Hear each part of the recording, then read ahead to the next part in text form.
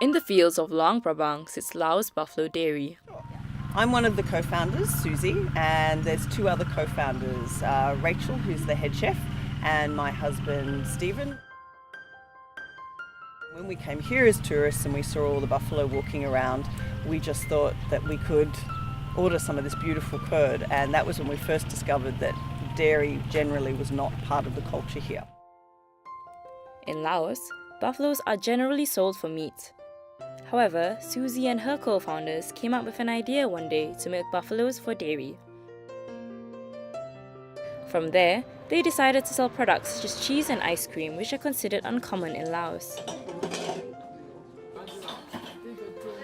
The buffaloes do not belong to the farm, but are owned by local farmers.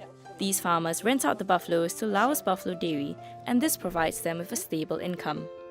We came up with the idea that instead of buying our own buffalo, which wouldn't give any real impact for the local community, we would rent them.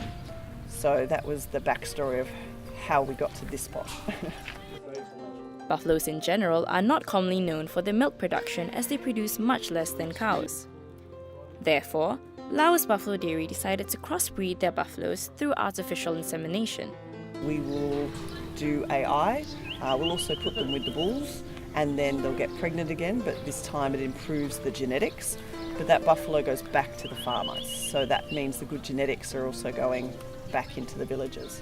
And to be honest, it's really important to farmers that their buffalo get pregnant as quickly as possible to keep the cycle of having more calves, because more calves means more revenue. Other than breeding cattle, Laos Buffalo Diary also seeks to educate foreign visitors about these buffaloes.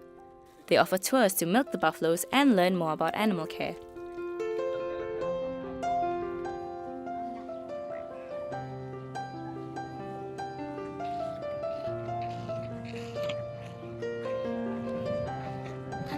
Ultimately, Lao Buffalo Dairy's heart is for the local community. And we've started to work with some of the NGOs here to show farmers in the more remote villages how to milk their buffalo and use the milk in the morning to cook it with the rice, so it's more nutritious to use for their families. And it's already there, it's free. They can just access it. We do free training here for farmers, so we do workshops. We do also do with other animals, chickens and rabbits and pigs, on everything from breeding to vaccines to basic care. Laos Buffalo Diary is pioneering sustainable farming in Laos, and there is much to look forward to in the future.